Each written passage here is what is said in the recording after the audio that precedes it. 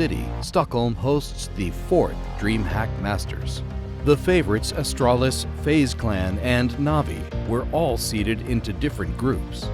MIBR and Mousesports shared their journey to the playoffs. But early on, eyes were drawn to North as they managed to win their group, beating Astralis in a best-of-3 winners match. Grenade takes down Sip, and now Nico there to sneak it in. This is looking great. North, they might have just done it 1-on-4 here for Device, and this is nothing short of a historic victory for North. They have been struggling for a long time. They face the best team in the world right here at the group stage. And I was there 2 weeks before, so we didn't have much practice. We are just happy to go to play like second in the group. We didn't expect to win over Astralis that time. In the semifinals, the German Mice in Mousesports clawed their way to a 16-0 win on Dust 2. But North bounced back and won the series. Now through the door, looking for the kill. AC missing it, and there it is! 16-0 for Mousesports. We played versus Mousesports in the semifinal, and it was on Dust 2, and we lost 16-0, I think. And I went outside, and we were talking, and people were a little bit down, but I said, I'd rather lose big on a map and then lose 16-14 on overtime. Nico, can he do it again? He takes the face off of Oscar, and now just runs left. North, how have they got into this position? They should have lost this round quite a while ago. Robs getting the 1 kill on the other side. Champion going to be going down. There's no time. No! 16-14. MSL covering that long line. Oh! Snacks is gone. No more blood.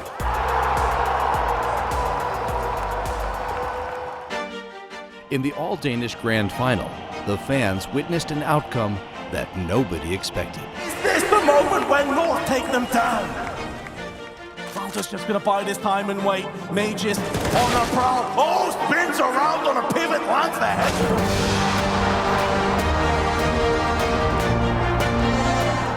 Kirby, he was sitting like with his hands in his head. He didn't like. Then 5 seconds after, he realized we have won. I remember he said that, and we went out on the stage and lifted the trophy. It was like, yeah, I don't even know how to say. It was crazy.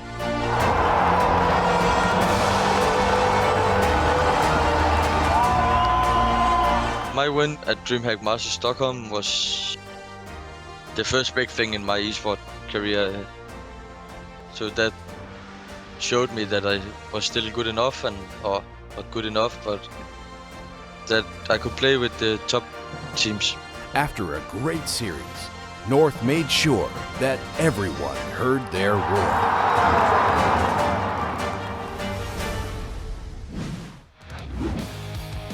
Well, we are edging our way ever closer to another DreamHack Masters champion. And well, the man you've just witnessed on your screen is going to be coming up a little bit later. But Vince, I feel like you've been in most of these videos at this point. Yeah, I feel like you've been around a while. Like, who you should be able to call at this point who's going to win. So, who's winning it, Vince? Come on. My forte is definitely not predictions, Tom, as we've definitely found out over the last, I want to say, 10 days with the DreamHack Open November and our Masters. I'm typically wrong. I do feel, though, coming into this game, that GODSENT have upset a lot of people. They've surprised a lot of people. They've impressed a lot of people. And I certainly fall in that camp. So I think whatever happens, it's going to be a nail-biter, and it's going to be a great playoff matchup. Well, there is a lot still to come before we get to our grand finals. So let's kick off the playoff stage of DreamHack Masters Winter.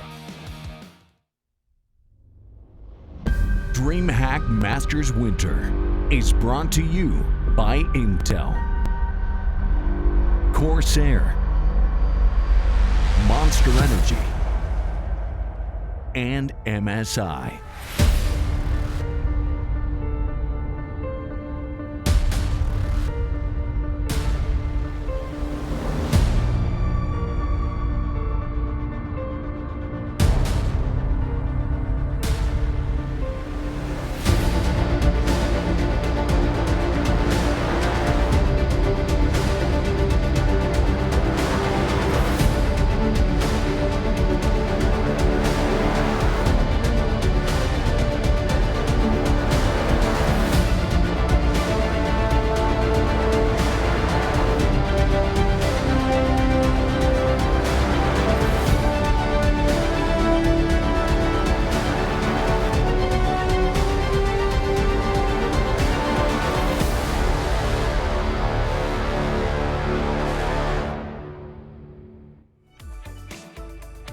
Well, there was a lot to talk about when it came through yesterday. We may have had the day off, Vince, but plenty of matches were played, of course. I would say the only real surprise from my look is actually Cloud9 having a sort of clean 2-0 over Spirit, so maybe still a few issues after they didn't quite manage to do too well in Open, not getting that final win over Gambit, and unfortunately not making it to the playoffs.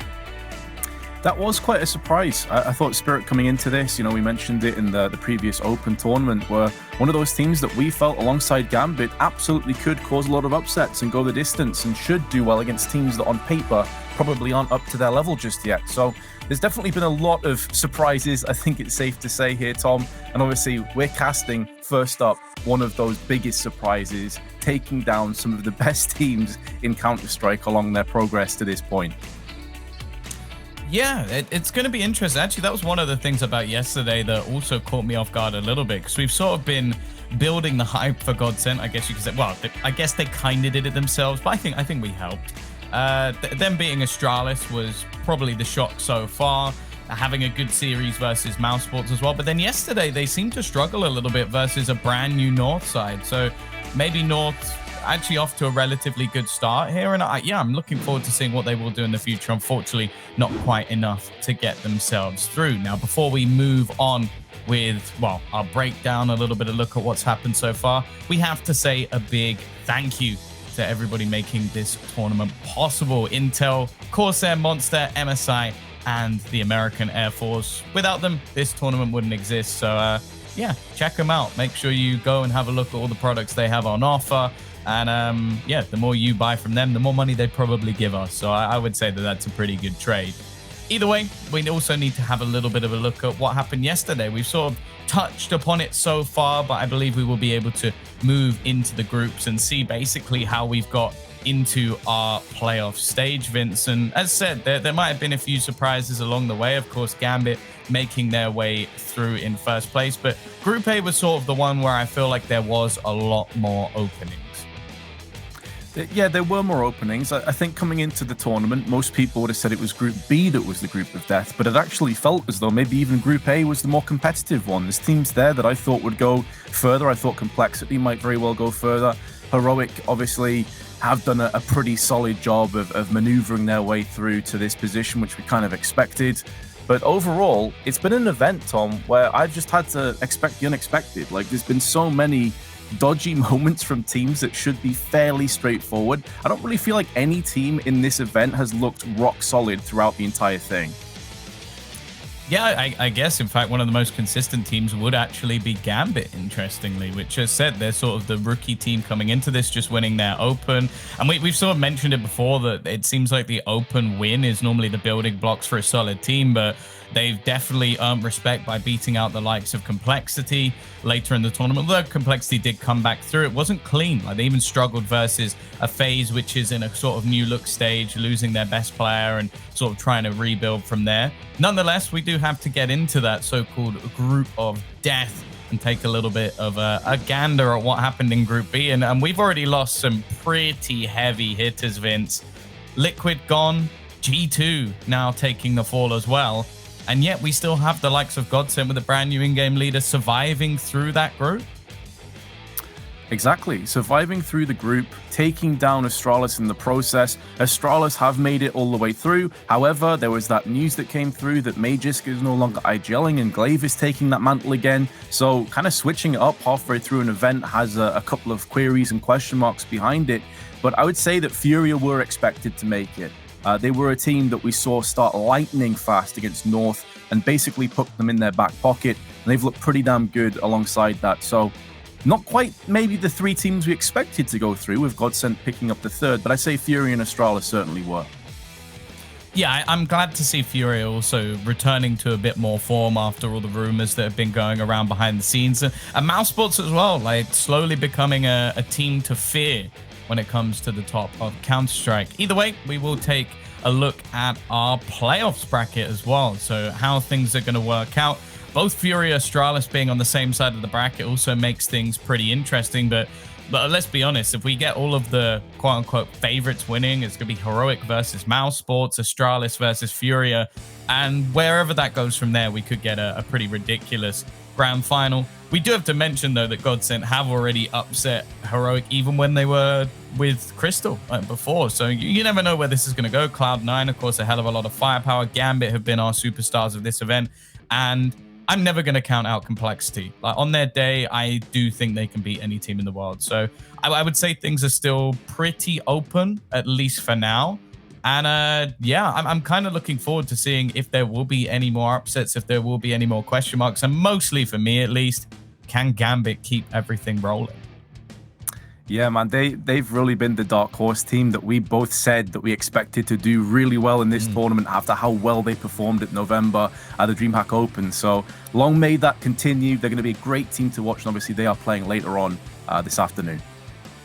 Well, let's take a quick look into what has been going on in North America as well. Something that we definitely need to keep an eye on. Like Chaos already the ones making their way through into that first place. And realistically, if it ends up as them and Triumph as the two teams making it through to the playoffs, I don't think we'll be overly surprised. It's more so just the manner, the fact that we're actually going to end up having that rematch between Triumph and Rebirth, where Rebirth already managed to take things over the line. That was a surprise for us. And I imagine we can quickly just take a gander at what is going on in Group B, where we do have ourselves both the Brazilian sides who seem to be doing quite well from what we witnessed so far. Team 1 of the first team through. Again, not really anything too surprising there, although the Whalers going out in last, for me at least, from what I've seen from them so far, I would have expected them to get a little bit further than maybe, for example, Mythic, who we know at this stage are pretty much like they change their roster quite regularly. It's like streamers coming in and out, but they've actually put up a decent fight against every single team they played. No, they absolutely have. And, you know, they felt like, I don't mean any disrespect here to Mythic, but they'd be the first to tell you that they're not the most serious kind of team that's going to put in the long hours of practice and strats and all that kind of stuff. They're just individually very talented players that are kind of trying to see how far they can go. It is maybe indicative of how NA is struggling a little bit at the moment, but at the same time, I don't want to take anything away from Mythic, as they've provided some really great performances and absolutely deserve to continue going forward. But ultimately, we didn't really know what to expect from the NA region. There's a couple of teams that definitely looked like they would stand head and shoulders above the rest. And even then, they've only scraped by with like 2-1 wins. Some of their wins have been far from ideal. So I think that's an element right now that, for me, is almost a coin flip at this stage, Tom. Yeah, for sure. Either way, we need to start moving towards what will be our first match of the day. And who better to give us a little bit of insight into GODSENT than Sticko? And who better to ask the questions than Get Right himself? For almost my entire life, playing Counter-Strike was everything, and it was everything I dreamed of. I won trophies, traveled the world, and played in the biggest arenas. I spent my career as a player being asked the same stupid questions. How do you feel? Over and over. What went wrong? And over again. You had a terrible CT side. How did you turn it round to take the game? Why are Astralis the best team in the world? But now I've decided to face a new challenge, to interview the players I once faced on the servers. Because if Frankie can do it, I mean, anyone can do it. Hi Stick, how are you doing, buddy? Hey, yeah, well, rough day in the office, but I'm trying to manage. But looking forward to the interview. I want to go way back when you got the opportunity to join Hellraisers. How did you join that team in the first place? That's a pretty good question. I used to play with my Czech and Slovakian teammates in a team, and we were kind of doing pretty good job in the local scene and also showing pretty promising results in international tournaments. And that was the time actually when FPL started. We got invited directly into the FPL just based on our recent results, which was, we were kind of the worst players and most unknown players in the FPL back then. I grinded a lot of hours into FPL, and I remember Flasha won that first month of FPL, and I was close behind him, I believe. Yeah. After first month, Oscar got invited to Hellraisers to stand in for a couple of games because Adren and Mo, they were leaving the team, both of them. They needed one more player, and Oscar tried to vouch for me. And that's how we landed on Hellraisers for a couple of games. I wasn't feeling very comfortable. I was doing already something that I wasn't used to from my previous team. I had no experience doing that against top team, let alone.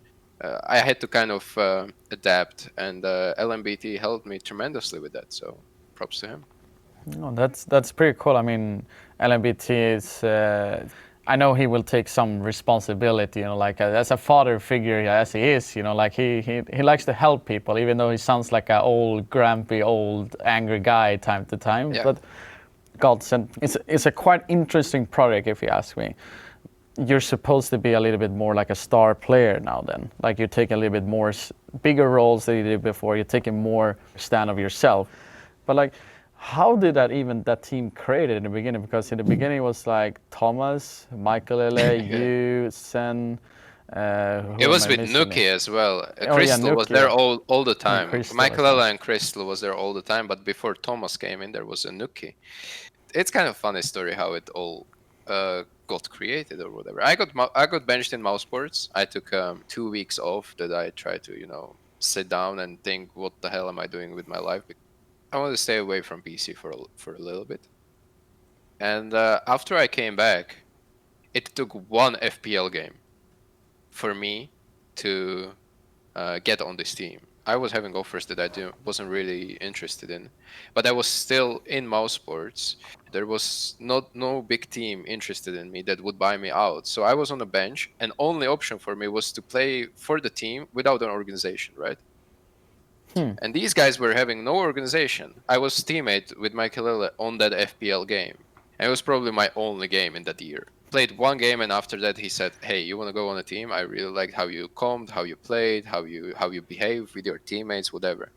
And I said, yeah, let's try it. I mean, you have no organization. I'm still benched in mousesports, so I'm going to just try it out and see how it goes. It's better than me playing FPL. I would rather play in a team, even if we're not the best team in the world. Obviously, we're just a mixed team. But still, the team CS is a drug to me, you know? Yeah. You want to play that as much as you want. Yeah, it was an interesting time, definitely. So I'm saying one FPL game brought me back into the scene, and one FPL month brought me into the scene in the first place in 2015, right? Yeah, it's hilarious. Thank you so much for having me, Stico, and good luck on Masters.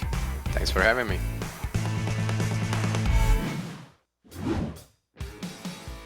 So all it takes is for me to play one match, and then I could be a professional player in GODSENT. And it's good to know. It's good to know. I will be looking to maybe do that today, especially with the new operation drop. I know that maybe feeling a little bit ancient at this point, maybe I'll go and give that map a try. Nonetheless, we kind of have to talk about why we are here. Now, money, that's pretty good, Vince. It's nice. It's fantastic. It gets you places. But the points for the ESL Pro Tour, they can get you into places that, if anything, win you even more money. For example, the likes of Katowice, which will be coming up later. Well, I guess next year we could say. 400 points on offer for Europe, and trickling down to some of the teams that have already managed to get themselves 0, unfortunately. And as you can see in the road to Katowice, we've already got a few teams qualified, with the likes of Heroic, Team Vitality, and Astralis already making their way through. Heroic looking to try and thieve some points from others at this stage because, as said, they're already qualified for the next event. There's still a few teams with opportunities. The likes of Mouse Sports still in the tournament could be moving themselves up quite far, actually. If they manage to get the final points, they could even end up in that top 6 spot, which is where you want to be. And I believe we can take a look at the other side of things and how are going in North America. Again, Fury is still in the tournament. And again, they're kind of just thieving points from everybody else, Vince, because they've got enough. They've got 1,677. Nobody else is even really close. Unfortunately for EG, they had to drop out of the tournament and drop out of the next one as well, which will give teams like Liquid an extra opportunity to grab some of those all-important points. And I believe we can actually have a look at the teams coming into the Intel Challenge as well, and just see who's actually going to be playing at that event. As you can see, you have Furia, Team Liquid, as said, have got themselves into that complexity as well. Another team looking to try and garner some extra points, with Chaos as another, who, again, they're still looking to try and be picked up by another organization. So realistically, this team has now played at both Masters and going into the challenge as well. So I don't know what organizations are doing at this point, but I think they deserve to be picked up. Oh, they do. They definitely do. I'm hoping to see that come around the corner. sooner rather than later, Tom. As you say, though, I mean, we're coming towards the end of the year here. We're going to have one more big event. And then after that, probably we'll start to cool down again before we start to see the likes of Katowice just around the corner. And, you know, you mentioned Furia there kind of just dominating the NA region. They're here, I think, to prove a point. And I honestly, at this point, feel like they could win the whole thing the way they've been playing. I would not write them off at all. I think they may be going to go against Astralis in the semi-finals if they both win their quarters, right? They're down at that lower side of the bracket. Yeah. So that could be a hell of a game for the semi-finals. Honestly, you're talking about that game. Can you imagine Furia versus Gambit? Like, I think that would be insanity. I genuinely think I might lose my mind watching that match, but there is still a way to go before we get to our semi-finals. 4 quarterfinals are going to be kicking off today, and we have to start basically going into our first match. We are looking at GODSENT, a team that managed to upset Astralis, go close versus Mousesports, and then scrape their way past North, facing off against Heroic, the number 2 team in the world, with a point to prove once again. We'll be back after a short break.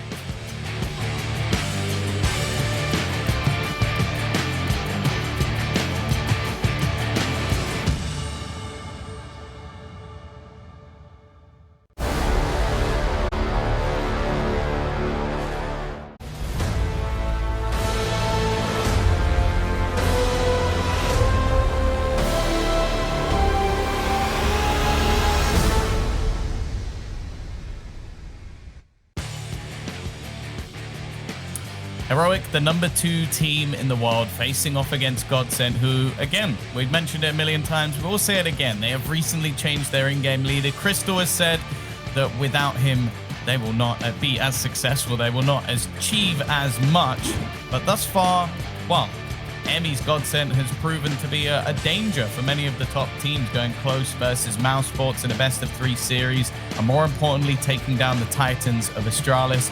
Vince, I think we've been pleasantly surprised by this team so far. The sort of question is, how far can they go here? I think anything at this point, even though Emmy in his last interview still came in after losing that he spoke to us with, was very competitive and he was disappointed. But I also took a lot of positives out of that conversation because he realizes how short this time has been. He knows they're the massive underdogs, and obviously experience here is such a key integral part of getting his strategies into play, of getting his tactics into play. So I don't think that they're going to be coming into this necessarily expecting themselves to be the favorites. They'll expect themselves to win. But there's also this element of a freeing of the shoulders, right? We spoke about this a few times already. There's no pressure on them. If they lose, they're expected to lose. If Heroic lose, though, that is a big upset. The number 2 team in the world should be taking this game. And honestly, they should be potentially winning the whole tournament. Those are the kind of limits that they'll be setting for themselves. So I think coming into this, GODSENT definitely come through with a lack of pressure, and anything at this stage is just a nice bonus on top of an already very successful tournament as far as I'm concerned.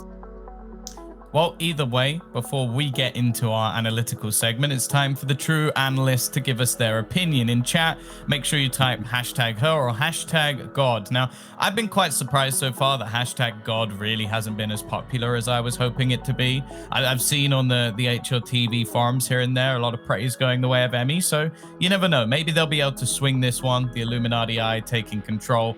But I want to get into things now, Vince. Twitch chat have had their fun. And I want to start taking a look at Heroic. Now, Heroic, as said, the number 2 team in the world. They have had a few mishaps here and there, I will say, recently. One of them, obviously, was actually against GODSENT themselves, where they lost in the Eliza qualifier. But also, they're starting to show some vulnerabilities versus the likes of Mousesports in the Blast Fall Showdown. A result I'm sure they're not going to be too happy with. And also with the wins they've had so far, obviously this is nothing to do with them, but Team Spirit not making it through to the playoffs, Contact going out in dead last place. They've not had to beat anyone of a decent caliber, I would say. And even if they get through GODSENT here, they still won't have had a challenge versus any of the sort of top teams we expect to be in the playoff stage. That's a very good point. And even within the confines of them playing Contact, if you cast your mind back, both maps were very close. Contact actually could have feasibly won one, potentially even both maps. It was 16-11, 16-13, I believe. So even though they've not been tested by top flight teams, as you mentioned, they've still not got this done clearly. And that's what makes me a little bit concerned for them coming through into this game. we'll have to see if they can knock GODSENT down or if this is going to be another very scrappy, very close game that's going to require some big clutches. That's what got them across the line against Contact. Well, nonetheless, we are going to hear a little video now coming out from Heroic themselves. The game against Spirit was really tough, especially on the second map. But on the first map, I felt like we had a good read on them, in every round. 3v3 post plant will play out. Oh, last round. Oh, my test the aggression. And the second map, that was just some really weird rounds, I think. For example, the Borups clutch round was insane. He should be walking in straight to his death here. Well, not yet. He indeed has a chance to win this clutch. Even though he's either flanking around the door, now they're sticking the defuse running forward. He's going to spam away, opens the door, denies the defuse. And now 1v1, the time is ticking. They go through this way away. Wins the clutch. Looking forward to the quarterfinal. We have done a lot of practice lately before this tournament. And we're ready to show every team what we got now. We need, every player needs to hit their man, get their man. But yeah, our team play needs to be on point as well if we need to beat the top teams and show that we came here to stay. He's on 20. He's now getting the top of Tess is he topples the tower and he gets a second kill as well. He's still alive. Stown has gone down without a single kill, but Tessis has picked up all three. Yeah, a very close match versus Spirit. And as we said, they sort of had some slip-ups here and there. I don't think Spirit looked their best. Obviously, in terms of individual skill, in terms of talent, we never really doubt Team Spirit. But for a team like Heroic, as said, who are looking to be one of, if not the best team in the world, I feel like things haven't been quite as clean as maybe the scorelines initially suggest. Either way, we now have to take a look at their opponents, GODSENT, a team that, I'll be honest, coming into this tournament, any win for them would have been a huge victory. I was not expecting them to get through to the playoff stage with such short notice, bringing in their in-game leader, only a couple of weeks. And as Emmy sort of mentioned to us already, Vince, he tried to change everything in that time. Yeah, I was really amazed at that. It was a question that I asked him in the interview where it's like, are you just picking up basically from where Crystal left off? And he was like, no. He was very quick to basically set the record straight. So you've had a couple weeks at maximum. You've drastically changed all the tactics and they're working. And it goes to show the level of respect that the rest of GODSENT have for him, that they are happy to follow him through the fire, through the flames, play this very loose style of Counter-Strike sometimes, but then they also have this great 180 when they can be incredibly tactical and disciplined. And it's really great to see that they're able to bring this to the table. I reckon tactically, they're going to get tested really, really hard by Heroic. I think stylistically, this could be a very interesting game. I'm curious to see if Emmy and the rest of GODSENT can continue to impress and really churn out these results that no one expects. But that's the thing that actually worries me a little bit for Heroic, though. It's like, surely going into the last tournament that they actually played, that Eliza event, you would kind of look at this GODSENT roster and go, well, they can't have been happy with themselves if straight afterwards, even after a victory, they then go and get rid of their in-game leader. So if a poor performance GODSENT can beat them anyway, then this new-filled confidence roster should be able to do the job. So I think we could be in for a close series. We are now going to hear, however, from GODSENT to see how they're feeling about the situation. Well, I love this. But Zen still finds Lekro. I'm not sure if Lekro stood up there for a second, but he...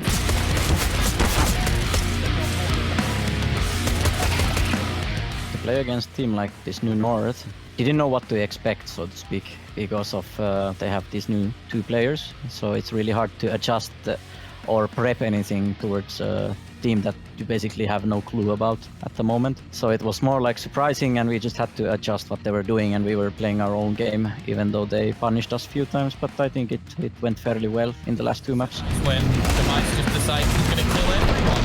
There you go, Palecto! What is that? We are facing Heroic. We just need to realize again that we have nothing to lose, and we are like underdog. That helps us a lot. And we just keep on playing like we have done, and we will make those plays, and we will take duels and fight as a team and react to stuff they are doing. So basically just, we have nothing to lose. 3v2, an advantage in play for GODSENT on this retake, followed up by forcing it out of position, and Zen will burn away his own teammate. Gets the kill, though. Well, if I've learned anything in life, it's you should always fear a man with nothing left to lose. So GODSENT come into this one. They've made it to the playoff stage. I think for the organization, if you're behind the scenes, that's going to be a pretty big win for their roster. And I'll be honest, Vince, like, I now want to see what Emmy can do with extra time. Like, sure, we can talk about honeymoon periods. Maybe this is just a time where some of the players have got a little bit more confidence. But nonetheless, I would easily give this man now 6 months to a year minimum just to go, okay, you've made us interested. Let's see what you can do with that time. Absolutely. I'd be very surprised if GODSENT let Emmy slip through their fingers now after this. It's an instant bit of success, and even if it is like a honeymoon phase, which it's always hard to tell whether it is or not. Yeah. At the end of the day, if he's got the troops rallied, if he's got people interested in playing their roles and they're playing well, why would you not want to stick with him and see where this goes, right? What's the alternative? They've been a team that's been on the periphery for so long, has never really, let's be honest, succeeded to the levels that they could have. And I think Crystal's statement has kind of been proven wrong. They've already done better underneath Emmy in just a few days. That is true. Now, we are going to get into our map vetoes, and this was actually something that interested me at least, because both teams initially, we talk about them banning Dust 2. I like the fact that GODSENT did this versus Astralis as well. They tried to play the veto a bit, and it definitely worked for them. They got a couple of maps that they like to play. The question I have is, do they pick into Nuke, or are they going to try and leave it through as a third? Because this has been the map where they've definitely impressed us the most. They've now taken down Mousesports, Astralis, and North, all on that map over the last few days, which, hey, that's a pretty good repertoire for themselves. On the other side of things, I wonder if Heroic leave Nuke and go for something else, pick a map that they're more likely to win, maybe go for a Vertigo. I think that would be a pretty interesting one. But actually, GODSENT are going to pick Inferno. So they are floating. They're taking a risk. As said, they've got nothing left to lose, Vince. So I don't mind it at all. Yeah, I respect that Zen said that as well. But I also like this because if Nuke is picked, that means that GODSENT can start CT side. So if they basically allow Heroic to pick it up, they have a bit of an advantage going through into that map. And we already said they need to beat Heroic to release that trifecta of wins on Nuke. So this could be a really interesting situation, but they've left Vertigo open. This is a map that Heroic do like to run through. And again, I'm not so sure what Emmy will have in store. It is quite a loose map at least, so you don't have to be super, super hard strategically. Overpass banned out straight away. I reckon we might just get Nuke for a decider. Yeah, if they ban Nuke here, then I'm saying that even Heroic respect them to that level. And I'm not so sure that they will just yet. Like, sure, we've seen them beat the likes of Astralis and Mousesports, as we said, but I don't think Heroic are going to be afraid to play their own map choice. Like, it is one that they normally pick against every other team. They have an 84% win rate, but they do ban it. Well, I don't think you can get higher respect from a team at this stage, really, Vince. If you're going to have Heroic, as said, one of the best Nuke teams in the world, actually banning it out. At the same time, you have to think about what has happened on Train so far. We saw the victory versus Astralis, but since then, it's not necessarily been the cleanest of maps for GODSENT. So I think that they're going to be quite happy with that. I think Heroic have actually come out of this veto on top, even if Inferno is definitely not their strongest of maps. Either way, we now get to see which way Twitch chat have gone. Not as many hashtag gods, as said, as I would have liked to see. But no real surprise there. Like, Heroic are definitely the favorite going into this one. Yeah, certainly. But I also feel if we asked that question on the first day of the tournament, it would have been a lot more one-sided in favor of Heroic. So now you're seeing people start to come around to this idea that GODSENT are the real deal. I also wonder as well, Tom, with this Nuke ban, if that could also be a bit of insight into Heroic. Remember, it was Nuke yesterday where Spirit took them very, very close in multiple overtimes. Maybe they're just feeling like their Nuke is a little bit dodgy right now. Well, we now have to start wondering what GODSENT will have to offer. As said, Nuke has been the one that's been the gimme. That's been the one that clearly they've put the work in, they've taken the time, and I think they tried to play this veto maybe a little bit too much. Instead, they're going to have to prove themselves on their map choice of Inferno. Then we head to Vertigo, and finally, we will get ourselves a Train. It's going to be a banger of a series. Join us after the break, where we will kick off Heroic versus GODSENT.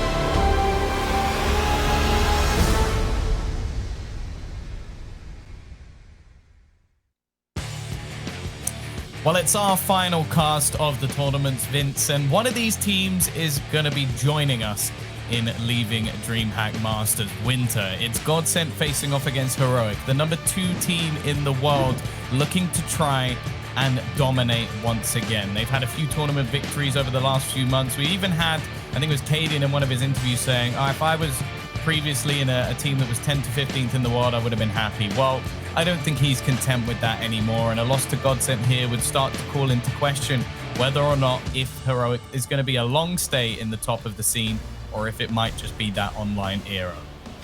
Man, I remember the tweet where he was devastated, you know, the one where he took the video of himself walking through the streets of America. And what a turnaround since then, Tom. It really has been a complete 180-degree turnaround. They are on the brink of potentially getting back to the very top, but it all starts here. They have to win DreamHack Masters. There's so much expectation on their shoulders, more so from themselves than anyone else. And they need to beat a very tricky, informed GODSENT team. If they can't get it done, this could be indicative of Heroic having a few issues. So let's see if they can get it done. The veto, as you said, I agree. I think it worked out pretty well for them. So even though Inferno is not a fantastic map for them, definitely not a poor map either.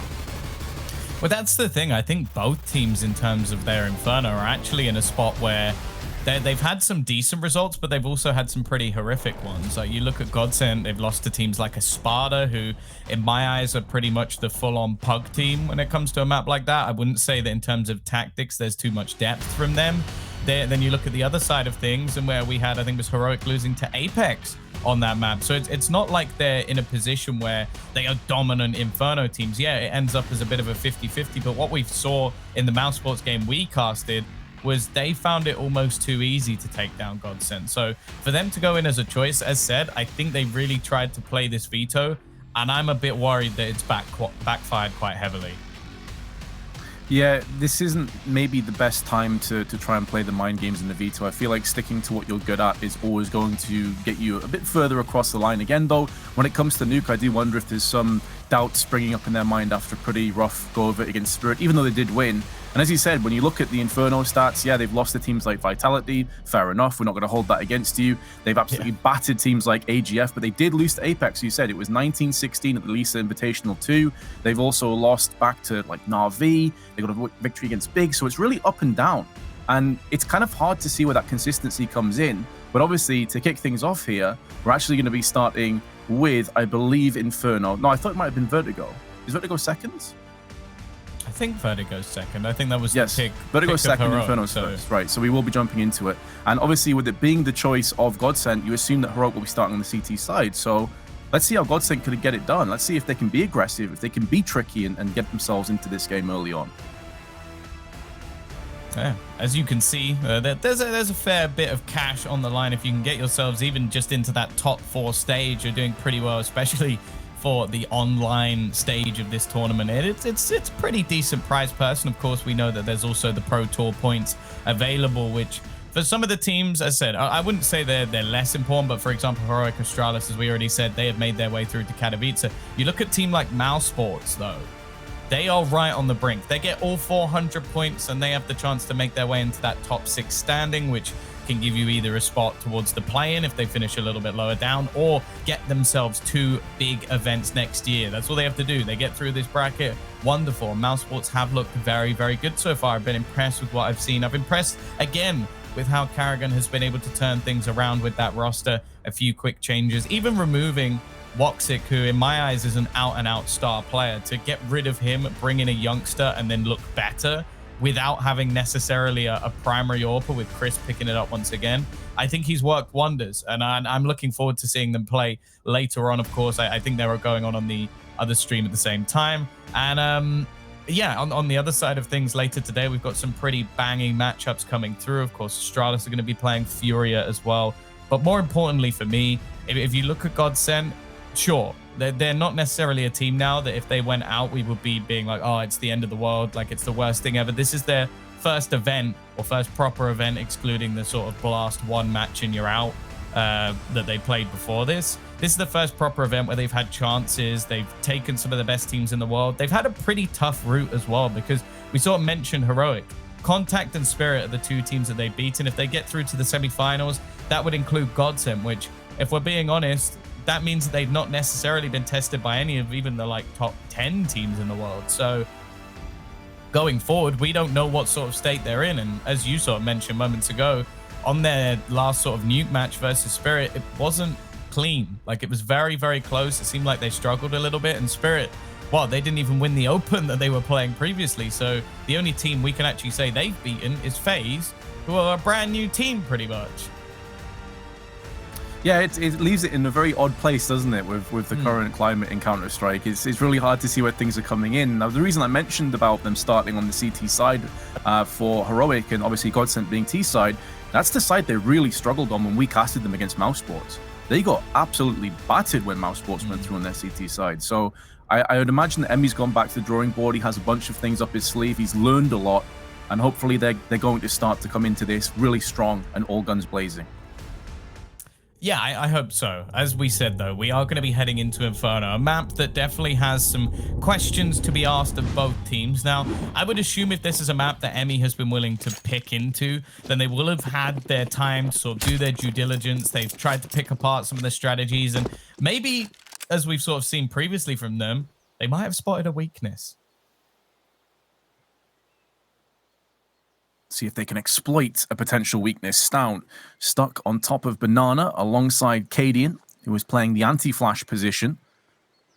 Now, Banana control, of course, will be integral to both sides. It so often is on Inferno. It allows you so much passage. And to mount that pressure on the CT sides, they'll try and fight for it. Matt and Farlick, though, come out straight away, swinging in with Glock frags. Headshot onto Cadian. Now, they may not anticipate a third player is already here. Culling those two players and a third completely out in the open, always going to be difficult. Great Molotov.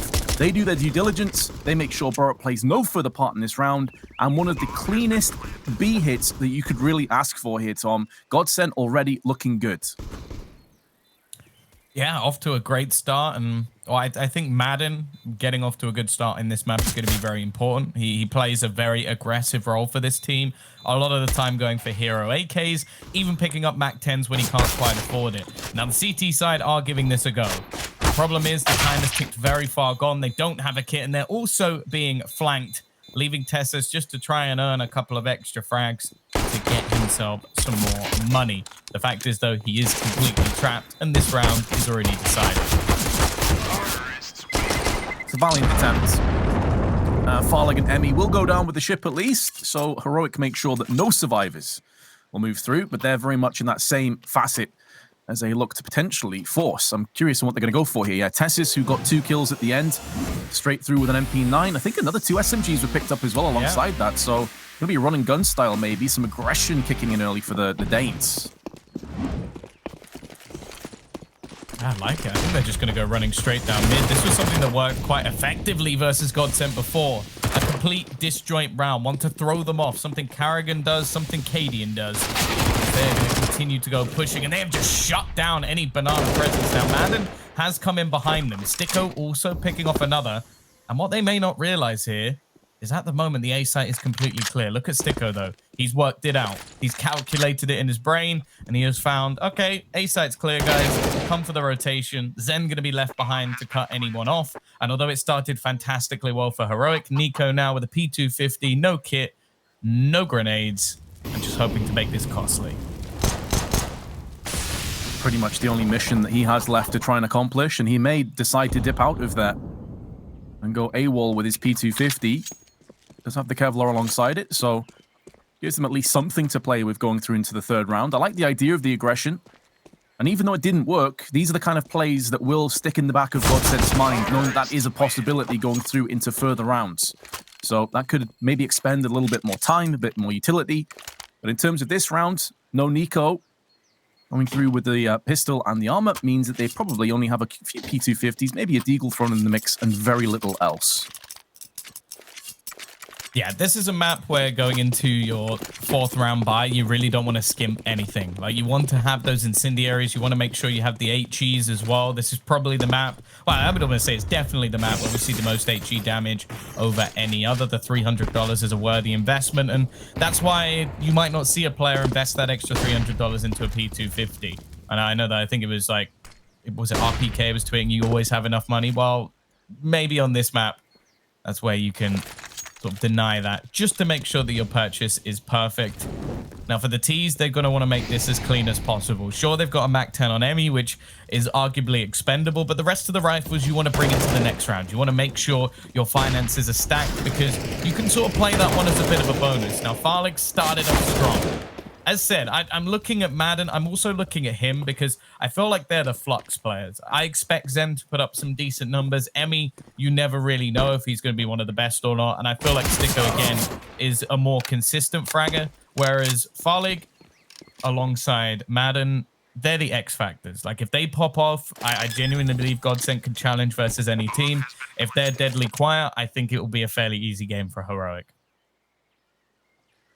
Well, so far they seem to have at least been shifting out the first and second gear, which will be certainly a good sign for the neutral.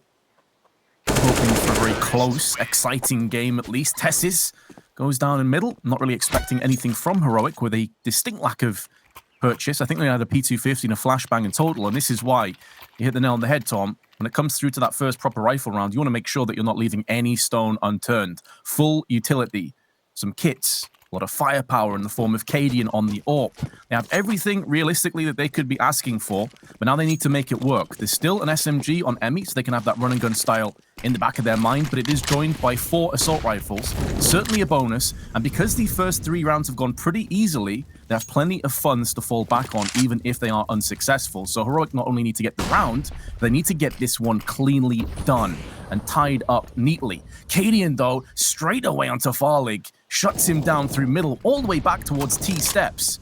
And that will put GODSENT on the back foot already.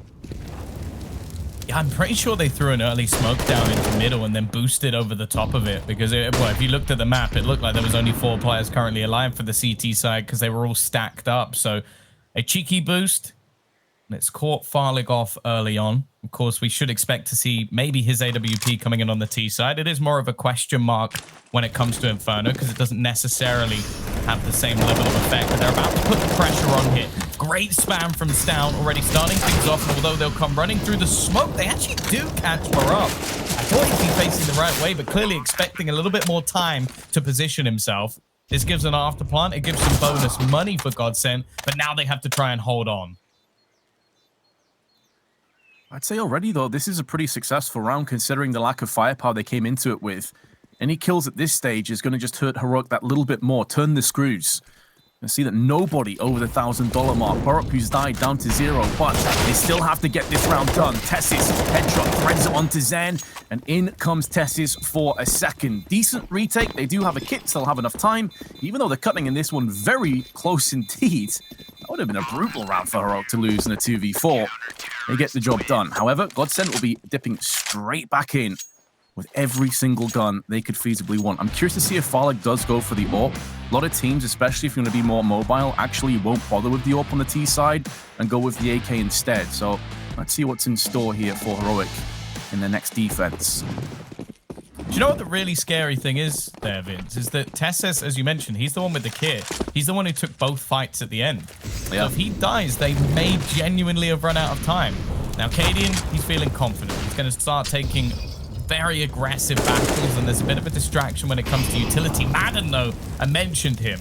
He's the man who's going to fight for Banana. Even if it's with an SMG, he's going to battle for this position nearly the whole map. Like, there might be a time or two where Emmy has a different strategy. Speaking of Emmy, he's gone down. Okay. Tessis meets the same fate through the smoke, and now there's going to be a push through it, but this is a huge risk. But Madden makes it through. He slips the needle, makes it all the way back behind Barup.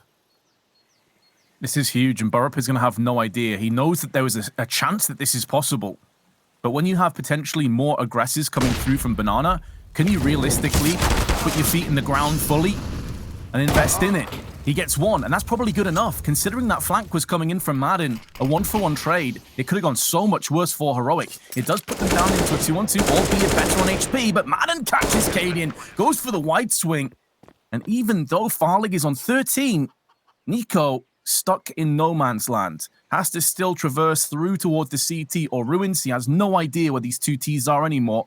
Madden was last seen in Ruins and does shoulder peeking. That's information and intel, and Farlig pulls the trigger for the rest. Heroic fall instantly after getting their victory.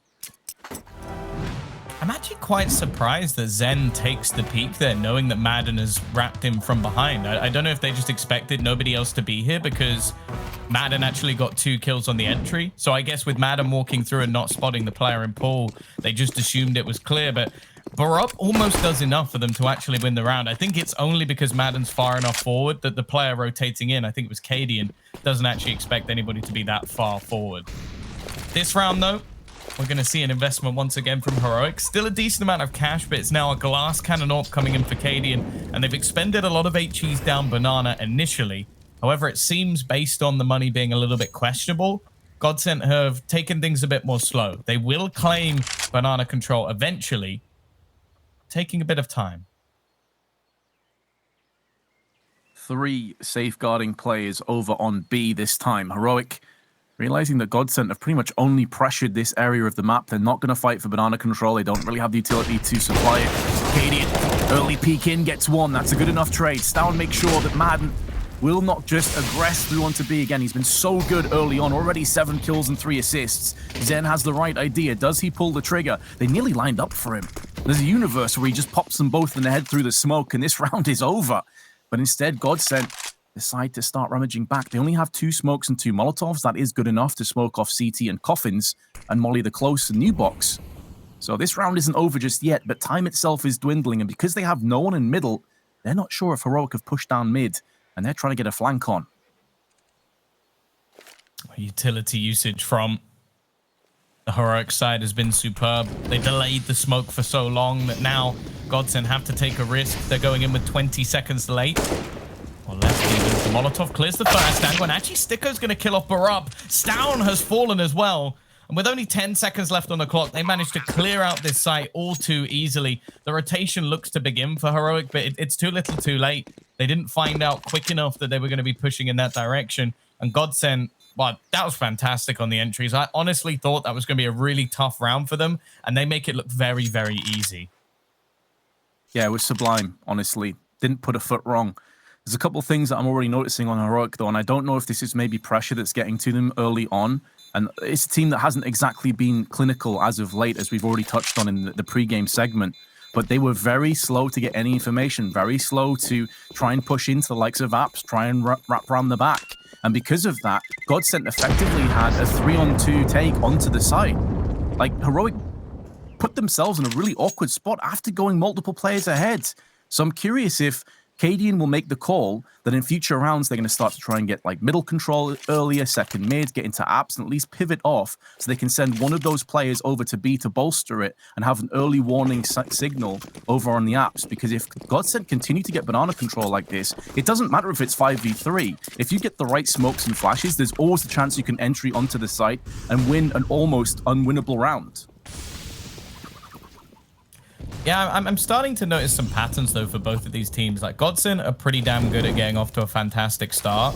And then a lot of the time we've seen their halves end 9-6 in the favor of their opponent. Heroic are actually on the other side of the scale. I can think of numerous times where they've even gone like 8-1 down and still managed to win the map. It seems like map 1 for them, just they come in a little bit cold and they almost have to buck their ideas up a little bit. So I'm not too worried for the Danes just yet. I genuinely believe they could easily just streak a few rounds in a row, especially with how I feel like a lot of these rounds already have been like, oh, this could have easily gone in the other direction. However, Madden again, he's feeling very confident. You can see that the riskier plays he's taken so far have pretty much all paid off. And while it might go to his head a little bit, for a player like him, though, that's fine. You want him as confident as humanly possible, because a lot of the times he does things for GODSENT that don't make much sense, but in almost the theory of this team, he's the loose cannon. Everybody else is almost the safeguard. You know that they're going to do their job. You know they're going to get things done. And that sort of spark is Madden. Exactly. But they also need a counterbalance as well, Tom. And this is where Emmy is going to be worth his weight in gold as an IGL. If he can temper and leash Madden now and again, you can let him run rampant as much as you want, and that's great. But knowing just when to kind of dip back and play a little bit slower, allow Heroic to move into your traps, allow them to maybe overextend with a bit of utility, a bit of desperation play. It's all about that balancing act. They're on a tightrope now, Heroic, but I do agree. They're a team that often do come back. And I think a lot of that has to be signifies across to Cadian's ability to make their adaptations, to make the reads. He's got a very good mind for the game. So I mentioned earlier a lack of sort of forward control around apps and second mid. Curious if that does come into the forefront. Now, he has an MP9. He had the option of going for an AWP. He still has $4,000 in his back pocket, but he still went for the SMG. This is a declaration of intent. They want to try and challenge Banana. They want to try and take the fight to GODSENT and force them to respect this prowess. They've actually taken an awful lot of control. They've not only gained Banana control, they've also taken apartments. That MP9 you mentioned from Cadian, well, I was going to say is in apps, but it's not anymore. Sticko's killed him, just walked up and gone, okay, you wanted Banana, you wanted apps. Well, we're only going to let you keep one. And unfortunately, that means that the IGO has fallen. Sure, as mentioned, it's only an MP9 loss, but it is quite uncommon to try and take both at the same time. It does leave you a little bit thin in one position. Now look at the rotation from Heroic. They have got all 4 players now setting up to try and reclaim some control into A. And for the T side, there's no dedication just yet. They're already making a rotation back to try and reclaim Banana. And we've noted already, they're very happy to go for these late round takes. Almost like the sort of Pronax era GODSENT. Unfortunately for him, it didn't work. I do like the signs, though, from Heroic that they're willing to at least get aggressive, but I do agree. Typically, you don't go aggro all over the map unless you're into like a half-buy or pistols. You're nade stacking down mid. You're trying to make the most of the damage and softened up targets. But at least GODSENT now will have to realize that. I also have to give a lot of credit to GODSENT as well as Tessis trying to deny the bomb plant. Doesn't look like it's going to happen. 4 players from the Danes now drawing away. If Tessis gets that kill, I'm pretty sure they'll stay in position and try and fight for this. But GODSENT, keep in mind, they were very toothless on their T side yesterday against Mouse Sports. They struggled a lot. And it felt for the most part, well, not yesterday, sorry, the day before when we were last casting. It felt for the most part that was because they were maybe respecting Mouse Sports too much, and Carrigan was having pretty much everything that he wanted in terms of weaponry. Their economy was never really saturated. It was never really that bothered by GODSENT. So to see them so aggressive, to see them taking the fight to Heroic and getting a lot of success is really, really cool to see. Well, I almost want to take a moment and go back to the interview we actually had with Carrigan, where we spoke to him more specifically about Train, and he sort of mentioned the fact like, okay, well, I knew we'd shut them down in A main, so I knew from then on I could push that and they wouldn't challenge me anymore. And that's a terrifying prospect when an in-game leader can, with full confidence, just go, I know they're not going to be here because they wouldn't dare fight me again. And I think they've come into this GODSENT and gone, okay, well, we can't allow that sort of same mentality to come through on the other side, because if anything, Heroic are far more established. Like, we know, of course, that this Mouse Sports team are on the rise. I could easily see them getting to like a top 2, top 1 themselves with the current state of Counter-Strike. I don't think it's impossible. At the same time, I've still come to expect a lot more from Heroic, and they are off to a pretty dreadful start. The last round was an all-in gamble. They got it wrong. And the mid-rounds from GODSENT, every single round so far have been spot on. That they have nailed it when it comes to their rotations, finding the empty site, getting themselves the entries at the last few seconds even in some of the rounds. And yeah, they've been very impressive, whereas Heroic, a few mistakes here and there, a few gambles going in the wrong direction. We'll see if they get it right this time. Yeah, their mid-round killing really has been a joy to watch. It does also help, though, Tom, when you're landing most of your shots. That's always going to put more pressure on your position. Tessa's good flash out, gets one. Instantly countered, though, with 50 seconds. It leaves Nico alone in pit. He's waiting for the troops to arrive. He's getting shredded by shrapnel. Molly's alongside it. Flashbang starts to dissipate. Good frag onto Stico. That will draw away one of these players from Library to focus onto him, and it allows them now to open up. Excellent work by Nico. That's an exquisite hold. He may not get all the frags, but he has a ton of impact on pit.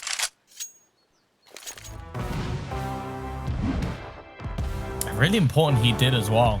Normally we talk about Nico getting some of those, like, well, I almost want to say horrible positions, but in this map, when he is playing from the pit, it seems like he can definitely do the work. It's going to be the first round after a streak from GODSENT, and of course their money is through the roof. They've still got enough to buy into the next round, and actually the battle for Banana has been relatively unsuccessful so far. The only time we saw them win it was with the stack, and the nade battle has gone firmly in the favor of GODSENT. Barut is almost killed off without seeing an enemy. It also leaves his teammate in the form of Stown very isolated, trying to escape back. Another Molotov goes down. He's going to have to run through it. And again, what? We're looking at over 100 damage, and we haven't even seen a battle of the weapons yet. GODSENT are playing so heavily off their spawns right now, and it's great to see. This is that free-flowing style that Zen was talking about in the pre-game interview. If you're not too bogged down with strats, I know this sounds like a really strange thing to say, but if you're not too bogged down with strats and you run off spawns a lot of the time, it is going to allow you to take those fights in Banana. You saw how many early grenades they got, and Heroic could never fully get stabilized. They had players that were stuck in this bottleneck, just eating Molotovs and HEs. Stown, though, gets the first onto Madden, and maybe that's the other side of the coin. You know, he walks out. I can respect it to a degree. They haven't really gone for that play just yet, and oftentimes you'll catch someone with like a flash or a smoke or something out in their hands. You'll get that freebie, and they can actually straight up win you the round. And when you're 7-2 in the lead, why not take a few risks here and there? This is the time to do it. But 25 seconds, Tom, and they've sent over a second player here on B. He will get smoked off. It is Nico. Leaves down on the site by himself. Another smoke tossed in. No more Molotovs. Only a flashbang. No time to turn tail and go back towards the A site. You have to fully commit on this. The timing is good with the spray. Good flashbang also tossed in. 8 seconds. All Stown has to do is nullify the bomb planter, and this round is over. But he's a bit too late to the party. He's done a lot of work, though, and now Kaden can show his hand. It's a post-plant. Not that Heroic will care. They get the clean sweep, and it will be a defuse. 3-7. GODSENT still, though, in command. Yeah, that round in general was much better, but there was a main reason I feel like GODSENT failed in that take. The last time they attempted to go B that late in the round, we saw it once before, and we were like, wow, very impressive with the entries. The one difference was one piece of utility, and that's a Molotov to this back corner. Now, this time they don't have it. They went in with just a smoke with only 15 to 20 seconds left. I think that's where you've made the misplay. You need to, if you're going to try and attempt something like that, you need to have that Molotov, because Stown, he just sits at the back and goes, you know what? I'll even let you get the bomb plant, but you're not going to kill me. And by that point, you have nowhere to go. You can't hold the back corners. You can't try and get aggressive because you're completely surrounded. And GODSENT, they stood absolutely no chance in that round. Some aggression, though, kicking off. It's Tessis with 2, and he's got the bomb dropped down. This is that aggro play that we were discussing earlier on, where Heroic will start to push down middle. They will take second mid simultaneously, and if GODSENT continue to put most of their bulk back towards T-spawn, try and take early banana control, that does leave you a bit vulnerable to these kind of pushes. And Heroic have toyed with the idea. They flirted with the idea, but this time they had a spawn to make it work. And even if GODSENT do get a couple more kills, there's more than enough money to supply another buy.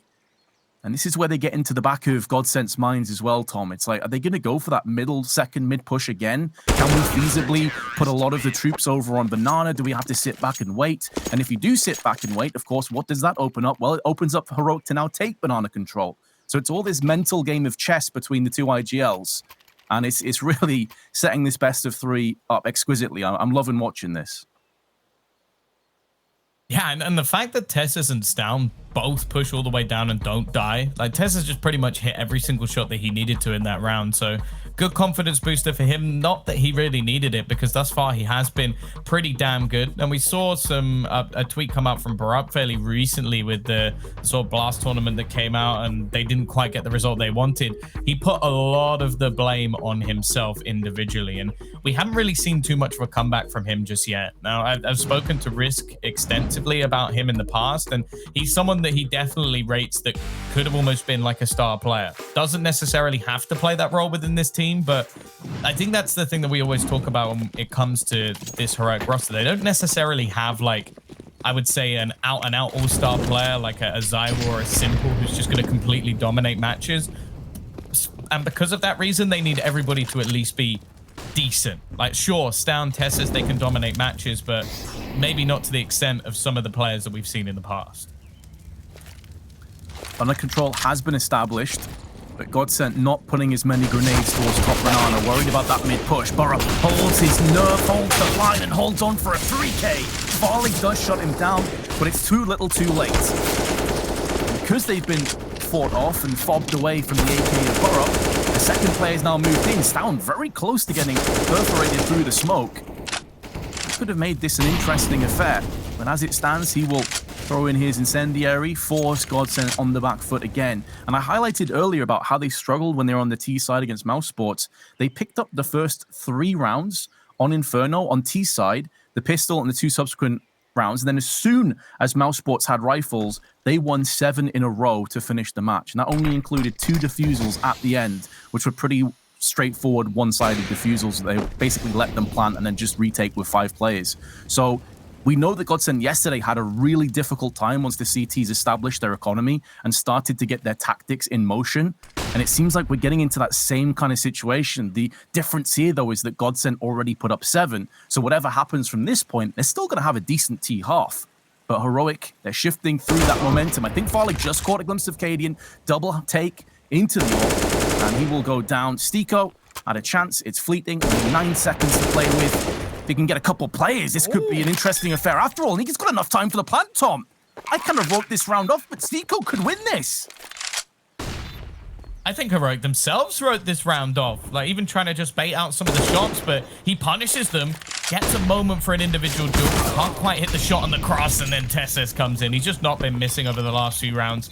Still far more costly than Heroic would have liked, and actually with the few round streak coming out from Heroic, this could mean that GODSENT actually have more of an opportunity to invest into this next round. They might not want to because of the amount of utility that's actually there, and I'd actually quite like to see them go for a fast round themselves, maybe invest into some Mac 10s, try and put some pressure on the A site, because we are seeing again, it's pretty much just come into the battle for Banana for the majority of this match. Like, if you get Banana, if you take that control, if you win your opening duel, that's basically the round.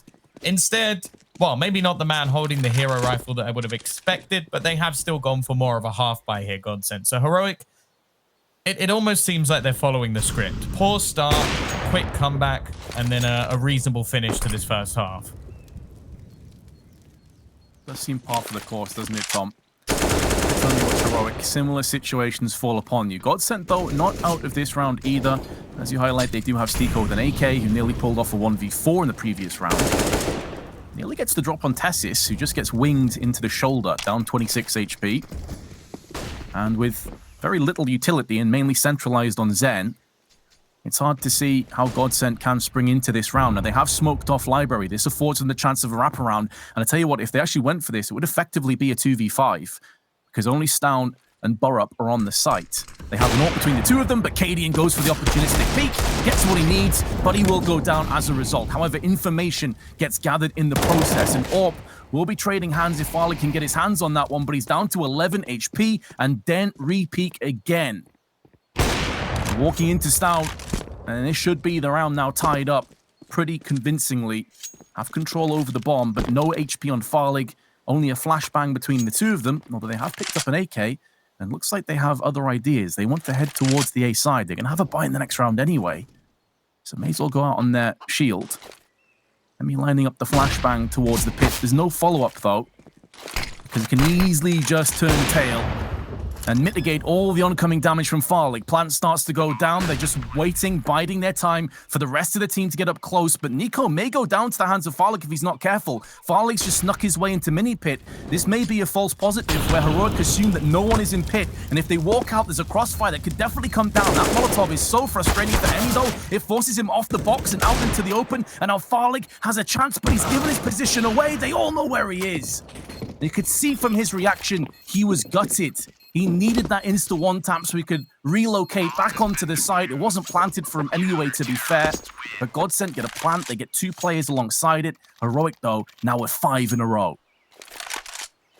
Yeah, I feel like there was a window where if Farlig pushes there, they may even win that round just because it ends up in a 2v2 situation. But I think it was more of a nobody knows where the other person is, not quite sure if they've realized on the other side. So you start to second guess yourself. And unfortunately, that gave enough time for not only the rotation, but they were able to clear out Emi from his safe haven. Aggressive push, though, from Stown. Now, his secondary AWP, there are arguments at times that it's even better than the primary AWP. He can definitely perform to a very high standard. We know that at times Cadian can pull up that hard carry. More importantly, though, Stiko has got that opener.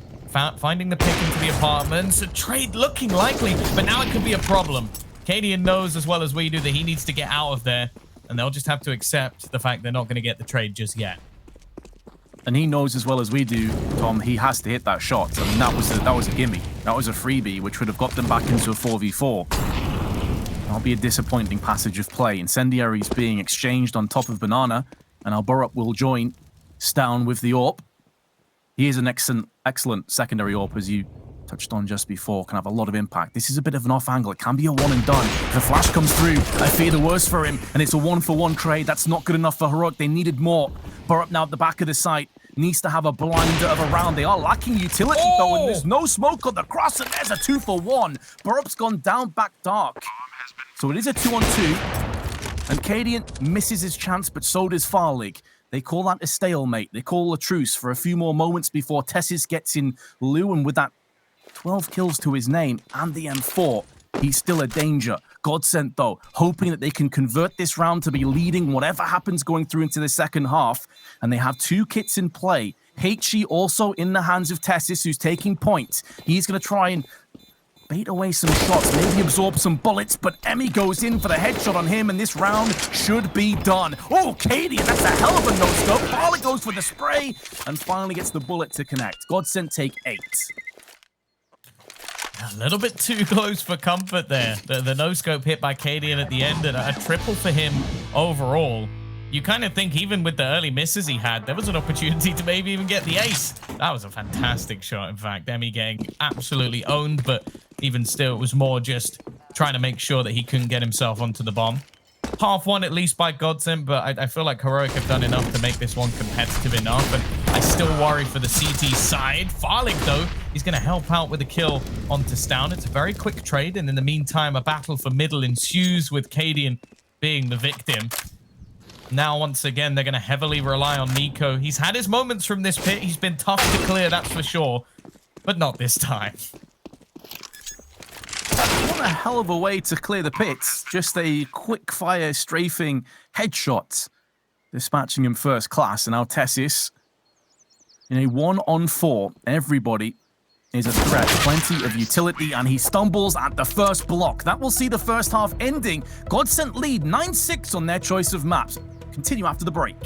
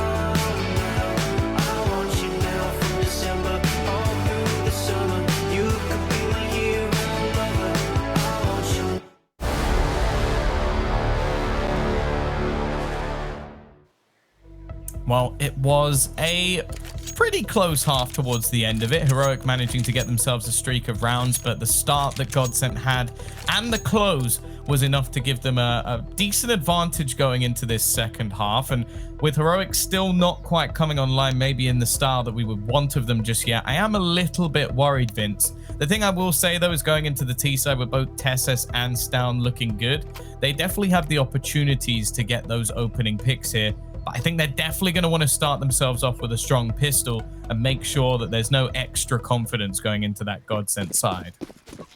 Yeah, and the confidence will be high for GODSENT, really, because they had a good CT side against Mousesports when we last casted them. So it was the T side that let them down, not the CT side, and that's against Mousesports. They held their resolve against one of the better teams with some phenomenal players, and sure, Heroic are certainly up there as well, but the pressure being on 3 rounds behind, you know, if you lose that second pistol, backs are against the wall. Emmy over on the A side with the rest of his teammates, and that does leave just the one over on B.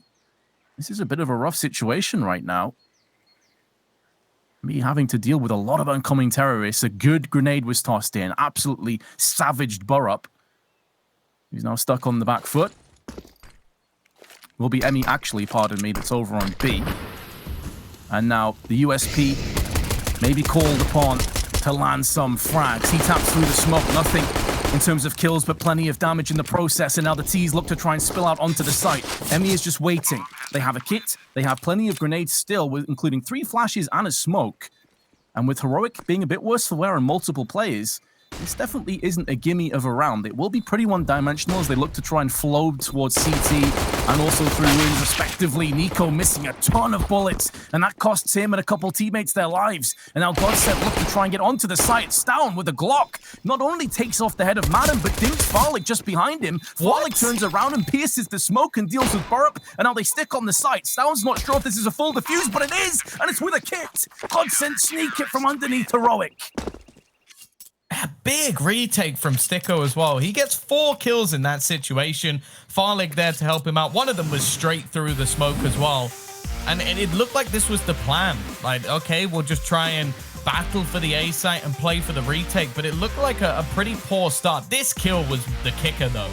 Burrup seemed like he was in a perfect position once the smoke went down to just patiently wait. All he had to do was stay alive, and then there wasn't really a chance for them to defuse that bomb. Instead, he goes down, and well, a defense not allowing Stown, even though he pretty much put up a valiant effort, wasn't quite enough. And well, the second pistol now going the way of GODSENT, both in their favor. Something we mentioned previously is you looked at the match between Contact and Heroic, and Contact lost, I think, almost every single pistol.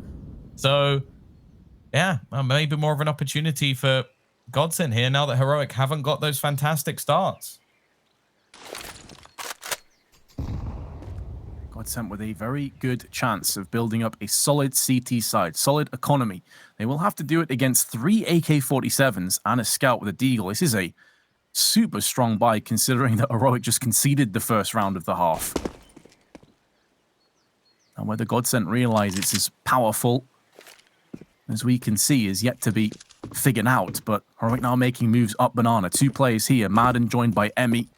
They have both their SMGs over on B. Now, close range, they can really shred through with a crossfire. Time is dwindling, though, Tom. There's only 35 seconds left, and Heroic don't really have a great deal that they can call home. They still have to push out onto A. 3 players here with a good crossfire that's been established with some solid weapons behind it. And utility still to be thrown. They held it very late, maybe expecting this. The nade from Farlig is a fantastic start, and the time is ticking so low. They need to be on this site, well, about 5 seconds ago, and the bomb's been dropped instantly. They have to run to pick it up. I don't even think they have time at this point to get the bomb down. It's only just about to be retrieved. Farlig defending, and they haven't planted it. They have run out of time. Heroic tried to play the game. They tried to play the clock, and more importantly now, they're going to have to try and break back in a couple of rounds because they do not have the finances to play at all. Tessus died after time, Tommy's down to $1,000. So this not only wrecks this round, it wrecks the next one as well. Somebody is getting shortchanged, and because it's Tessus, surely one of Heroic drop a weapon to him. He's having a great performance. He's on 16. He's top fragging on both teams, even though his team trails 6-11. So that is something that will have reverberating effects. Stown charge down from the MP-wielding Madden. They've kept those SMGs in play, 3 of them in total. They know that this is a chance to build up their economy. I gotta say, Tom, GODSENT are in a great position. Heroic have got their work cut out for them, but we know about the Danes. They are a resilient bunch of players, down but never truly out. Farlig, though, will make sure that Tessis will play no further part in round 18, at least. Yeah, I think, again, we have to look at this map, though, and just say, like, how's he managed to fix, like, all of their issues in such a small amount of time? I don't know what Emmy is doing behind the scenes, but if they don't hire him, I might have to start hiring, because I think he's going to improve my life tenfold. They went from beating, like, okay, a few teams like the Lingby Vikings. They had a decent match versus Sprout, even took down FaZe a month or so ago. But then they had losses to Saw, a Sparta. They got smashed by Mousesports twice. And now they're coming in versus Heroic, who are a team that we've pretty much said a decent, almost every single map within the pool, excluding their permaban. And right now, GODSENT are looking hands down the better team. Now, sure, they've won themselves both pistols, but even consider how the last half ended. That was where Heroic had all the finances in the world. They had everything they needed, and they still managed to lose a couple of rounds back to back. So I'm thoroughly impressed. Again, I sort of wonder what this man can do with a few months under his belt. Who knows where this GODSENT side can go, but they do still have a mountain to climb in this map. As you mentioned already, as we've said it before, Heroic are not a team you can ever count out. They are very good at streaking rounds together. When momentum is in their favor, when they're feeling confident, they almost seem unstoppable, but Stown, wow, it's got to start getting a bit frustrating. They are catching nades all over the shop. Yeah, it goes back to what you talked about in the early rounds, that Inferno is very much a utility-dense map in terms of damage. There's a lot of bottleneck, choke point angles that are easy to toss nades and HEs, mollies, the whole 9 yards. Could do a ton of damage in the process, as Heroic are feeling again.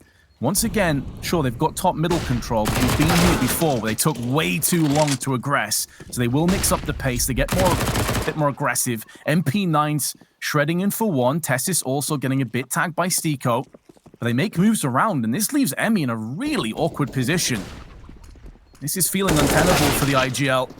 And his spray not on point. Alongside Stiko falling, I do wonder if GODSENT decide to just save here. You've got 6-round buffer that will soon become 5. You don't need to throw any guns or any economy away. And although Emmy has no doubt done a great job, Tom, I also want to give a shout out to Devilwalk, because he's obviously had a huge part in this. They've got to be sort of bouncing off each other with a lot of ideas. Obviously, the coach of GODSENT giving them strats and probably helping Emmy along with the process. So the two of them have done a really fantastic job, but let's not get ahead of ourselves. Heroic absolutely could come back into this map and could still take this best of 3 with rounds to spare.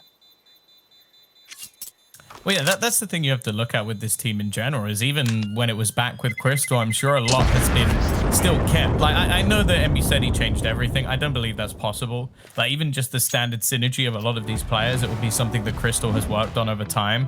So you add in those 3 minds all combining together to try and create strategies for this team, and that's terrifying. Like, it should be very, very good. This round, though, I feel like Heroic made quite a hard read on like how things have been being played. They realized that Emmy a lot of the time is left as that solo player, so they play off of it. But this is a very different round. Farlig now looking to try and be the aggressor, take Banana under their wing and maybe leave Emmy there once again, but maybe set him up instead to be that solo defender.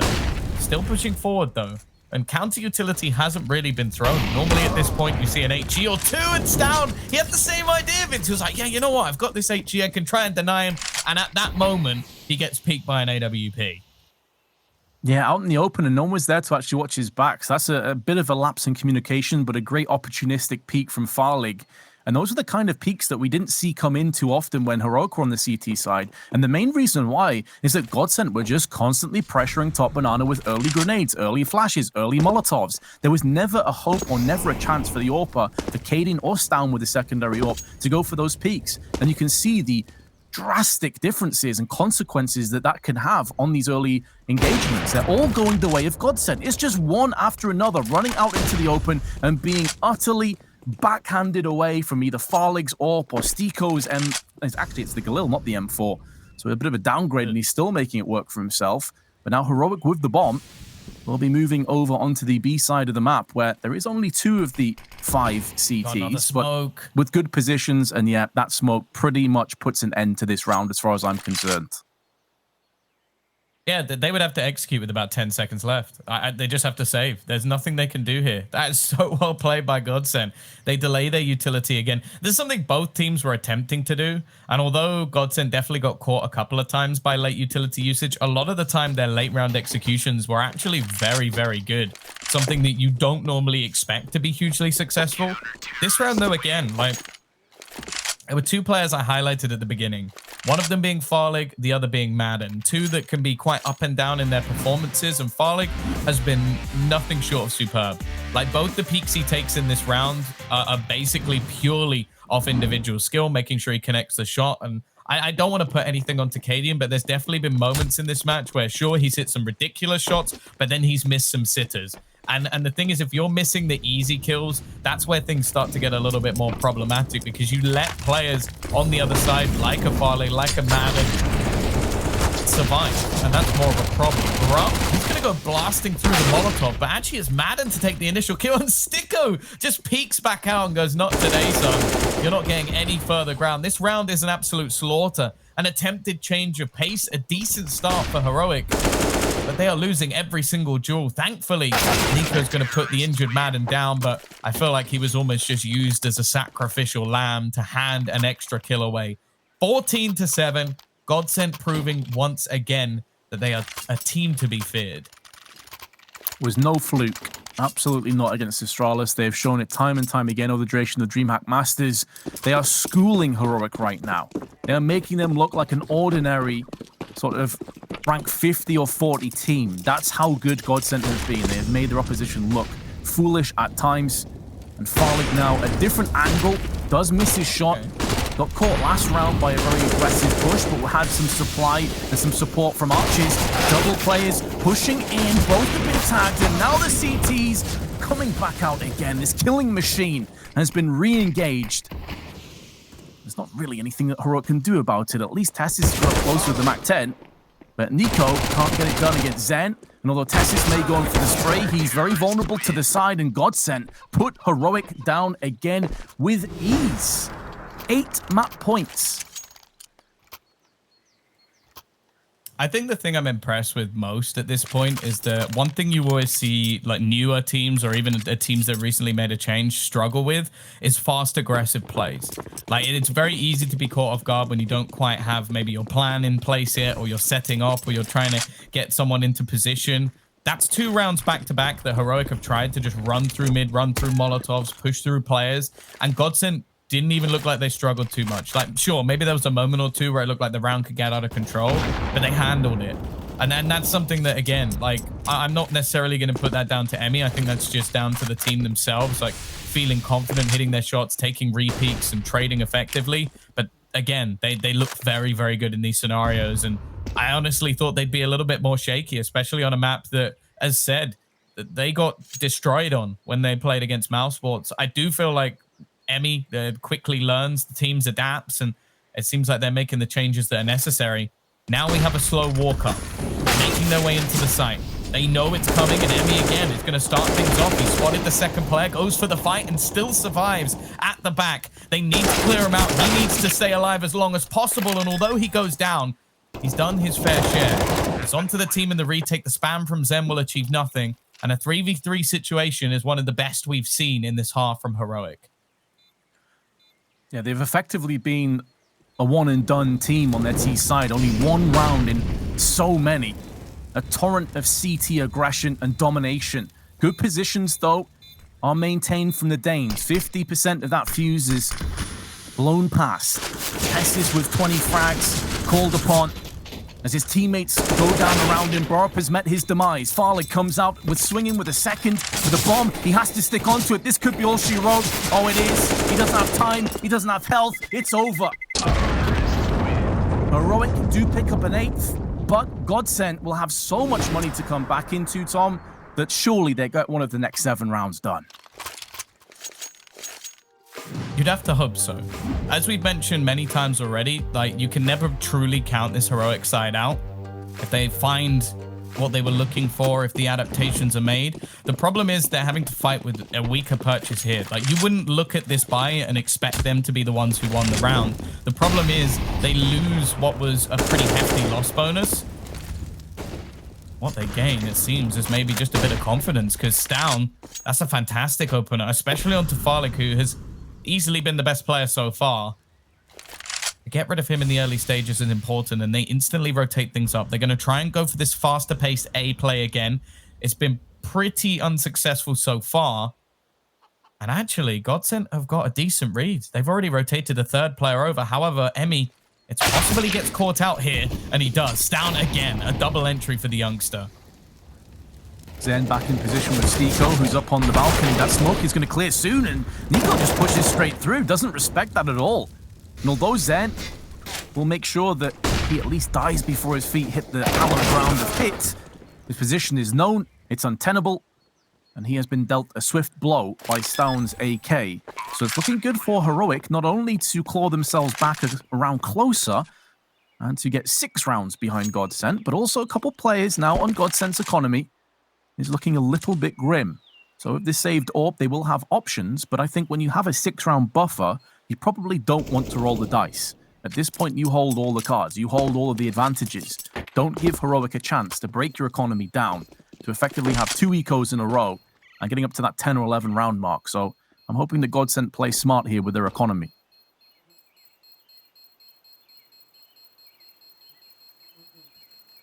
I'd actually quite like to see Madden keep this AWP into the next round. Like, sure, Farlick's been impressive, but I think if you're looking for an X factor round with him going aggressive, I do think it could genuinely work. Either that or just get him a deagle and give his teammate that gun glass cannon. But this is the rounds that I'm more expected to see. Like, Stown just taking things into his own hand. Superb entries from him, clearing out the remaining players. And we are going to have Madden on that hero orb. As said, I'm excited to see what he can do with it. Definitely someone who can use the AWP, but more importantly, someone who, well, let's put it this way. When God, or the creator, as we may know him, was putting fear into this man, he missed the bowl. Because he doesn't have a fear in the world. Yeah, this is prime time for Madden to have one of his crazy rounds. This is where you unleash him, and you say, just go kill.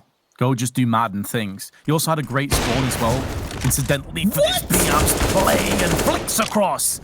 And although Tessis comes swinging with 2, the fact that GODSENT have forced away Heroic into Banana puts them in range of this P250 of Emmy. Unfortunately, it's only really supplied with the USP, but Madden goes back into apps. He silences down Tessis, and with these smokes, it could get a little bit awkward. They're running out of ammunition, and Emmy comes straight through this P250. He switched across to the AK-47, burping him on other sides of the smoke. It's really going to come down to timing, and Emmy turns his back, goes back into the sanctuary now of the smoke on CT. Burp stays in position. The only thing that at least is giving a bit of reprieve to Heroic is there's 40 seconds left. They don't have to rush in with the bomb, and that's a key moment in the round. Cadian suppresses Emmy with the headshot flashes and smokes being ripped out towards CT. There is a slight gap in this smoke, though, and if they're not careful, they could walk into the gauntlet that is Madden. He's already picked up 2. He'll be hungry for 2 more to add to the mark. They will have a buy into the next round. Cadian has the right idea, just slightly off on the spray, but those warning shots will be heeded by Madden. He may have no fear, but he's not stupid, Tom.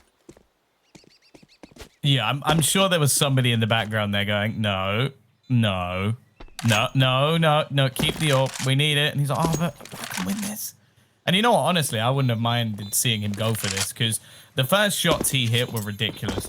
Like, normally in that sort of situation, if an AWPer gets a kill, it's on the second player. You don't normally get the player jumping across. That flick was ridiculous, and I do really want to see it in slow motion. Of course, for Heroic, they're the ones who get themselves their 10th round. They've hit the double digits, and they are starting to grind their way back into this one.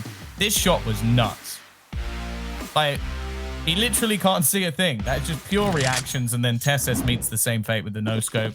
You have to feel like a different realm, a slightly different time as well for Emmy, and they could have easily won that round, and that was just a single AWP along with a few pistols. So not a bad round for GODSENT. At the same time, every round that Heroic get closer, the more I start to believe they'll get it to overtime. What's more, even more impressive about that shot from Madden is that they anticipated the AWP could be in there and they jumped to try and mitigate the AWP and still got wrecked in midair through the wall. So really impressive. Now early grenades being tossed down from GODSENT onto the top of Banana. Heroic, by and large, though, have tapped out in any early incursions. They're not too interested. And Farlig, another angle of approach. There is 4 players on A, and GODSENT is sending a 5th. They're actually going to be trading players. Emmy has the smoke. So the whole point of this rotation is that he can come in, replenish the smoke onto Banana, waste a bit more time. Sending Madden back again, so it seems like they've made a read. They've seen the script. They know that B site is coming up.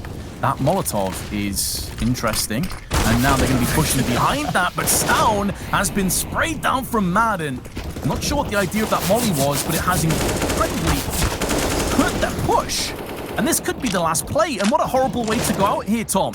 Off the basis of just individual mistakes, really scrappy, indecisive, a real head-scratcher, and now they find themselves in a 1v5 with 30 seconds to spare, all the shots through the smokes, but up in a 1-5, they can't get it done. GODSENT take it, 16-10. They didn't even lose a player in the last round. They came back strong. They didn't allow anything for the Danes to come back into things. And sure, this may have been their map choice, but it was a one on paper, Vince, where we looked at it and we went, you know, this might be 50-50. Like, both teams have had their ups, both teams have had their downs. They've had losses to teams we never expect. GODSENT came into this and went, no, we're prepared. We know what's coming. They won both pistols. They looked clean throughout. They made the conversions. Very few mistakes as well. They stopped any fast pushes that came in for Heroic. And it was only off the basis of maybe Stown or Tessas having a few individual rounds. They even made them get to double digits. So I'm thoroughly impressed once again. I've been saying it all the way through this tournament. GODSENT look amazing. And that number that is in Emmy's head right now is just getting bigger and bigger by the second. GODSENT, get that contract on the table, or it's going to cost you more money than maybe the whole of the Colossus. Yeah, he's definitely worth every penny of it right now. And I'm just blown away, Tom. I really am. Like, GODSENT 16-10 made Heroic look like an ordinary team. And next up is Vertigo, where I'm not completely sold on Heroic, if I'm being honest. I reckon there is still a way forward for GODSENT to take this 2-0. Well, there's been many miracles pulled off already by Emmy. Let's see if the god himself can make this a 2-0 and send Heroic out of the tournament.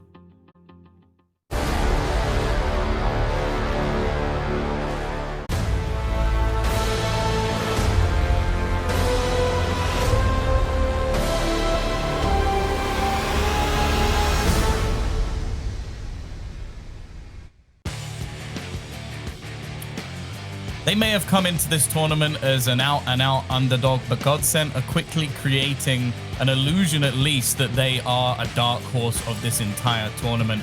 They've taken down Astralis, they challenged versus Mousesports, North was another day at the office, and now they've got the first map, their choice, versus Heroic, a team currently number 2 in the world. And they made it look, I don't want to say easy, Vince, but it wasn't particularly competitive. An impressive showing from the side of GODSENT overall, and honestly, I don't know where this series is going to go now. Yeah, it's looking a little bit bleak for Heroic in the sense that we were always expecting for that comeback. I don't know about you, Tom, but I was like, okay, don't worry. You know, in a couple of rounds, they're going to start to string 5 or 6 together, and it never came. The first half, they did mount a bit of a comeback, but that second half, I think they only picked up like 2 or 3 rounds in total. And it was just a landslide. The first half was like 9-6. Second half was incredibly one-sided.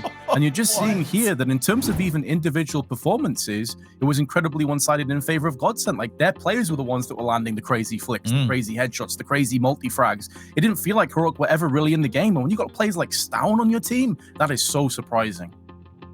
Well, that was the thing. I think it was round, like, I don't know, 15-8 or something like that, where we started to see Stown actually have the impact we expected of him. Like, a couple of aggressive plays where he got the openers. I think there was also a round in the first half where him and Tessas basically just rushed down mid. But it seemed like when it went to their normal standard, like, sort of setups on the CT side, it looked a bit rough. Like, the executions that came out of GODSENT most of the time were actually very, very good.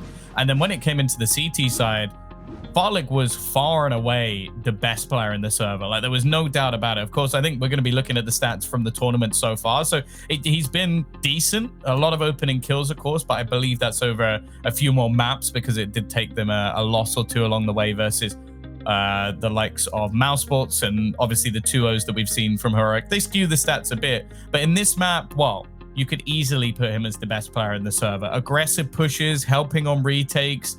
The utility that was thrown out by their side was excellent as well. I don't really have too much of a falter for GODSENT, which is actually interesting because in other matches we watched, sure, they were winning, but I was like, okay, there's a few slip-ups here or maybe some synergy or a few missed shots, but I can't think of anything in particular where I'm like, oh, that was a really bad round from GODSENT. No, the only thing that really springs to mind is they had that same issue that we saw against Mousesports in part, where they went on this vast lead, everything was looking great, and then they started to collapse a little bit once Heroic made a couple of alterations and a couple of adaptations towards the apps and also playing down aggressive middle. That's to be expected with a team that's not had long together. That's to be expected with a team that may not have multiple strats and multiple plan Bs and Cs. Like, these are things that will come to the forefront. So apart from that, I'm completely in agreement with you, Tom. Like, it was really Heroic to me that seemed disjointed. It felt like they were the team that didn't have as much tactics. I want to make it one quick correction. Towards the end, that Molotov, I think, was actually tossed to try and block the smoke. So if the smoke came down from the CTs, they could bypass it. I didn't quite catch it from their perspective first round. So it wasn't as bad as I thought it was for Heroic, but it was still pretty bad. Well, it wasn't the showing that they were hoping for, Vince. Maybe a bit of a slip up on the side of Heroic. It's going to be a longer road than what we've seen from them so far, with 2-0s galore in every other match. The first real test, it seems, as GODSENT have taken map number 1. But Vertigo comes up next, and Heroic, they need to bounce back or they're off home.